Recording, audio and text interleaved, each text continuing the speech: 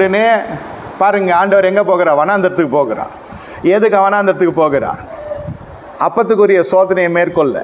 பசி அடிப்படை காரியம், ஆராதனை, ஆலயம், இதிலெல்லாம் நீங்கள் பார்த்தீங்கன்னா வாழ்க்கையின் உயர்வு, ஐஸ்வர்யம், இந்த 4 காரியத்தில் நீங்கள் பார்த்தீங்கன்னா அடிப்படை வாழ்க்கையினுடைய காரியங்கள் தேவைகள் தான்.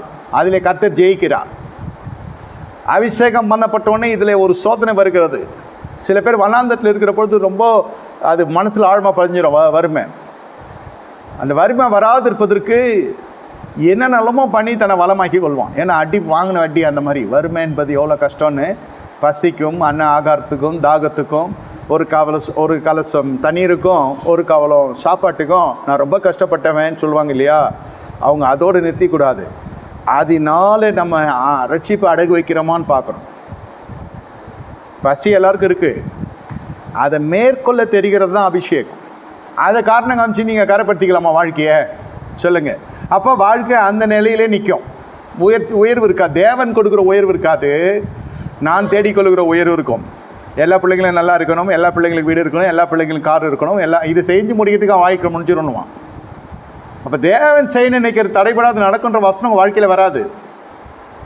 அவர் செய்ய நினைக்கிறத நீங்கள் கேட்குறதும் கிடையாது, கேட்குற இடத்துக்கு போகிறதும் கிடையாது. அது வேணாம், அப்பால எப்போ சாத்தானேன்றது. அந்த இயேசுன்னு காலத்தில் போல் வாலிபன்ட்டு சொன்ன மாதிரிலாம் சொல்கிறது இல்லை. இப்போது எல்லாத்தையும் விற்றுட்டு இயேசு கொடுத்துட்டு வா தேவராஜ்யத்துக்கு கொடுன்னா அவ்வளோதான், போனவும் தான் வர்றதே இல்லை. அந்த மாதிரி யாரும் சொல்ல போகிறதில்ல. ஆனால் சொல்ல வருகிற காரியம் என்ன? நீங்கள் சந்தர்ப்பவாத உலகத்தில் போய் சிக்கி சீரஞ்சி விட்டுக்கிறீர்களா? சம்பாதியம், அதுதான் குறிக்கோள். இது குடியானவன் வீட்டிலேருந்தே வந்த மனுஷன் மந்தையை பார்த்ததும் அட்ராக்ட் ஆகிடுறான், அவன் ஈர்க்கப்படுகிறான். இதை போய் எப்படியோ விட்டு வர்றது, அதை கொண்டு வந்து நம்ம முற்றத்தில் கட்டலாம். புத்தி போதா பார்த்தீங்களா?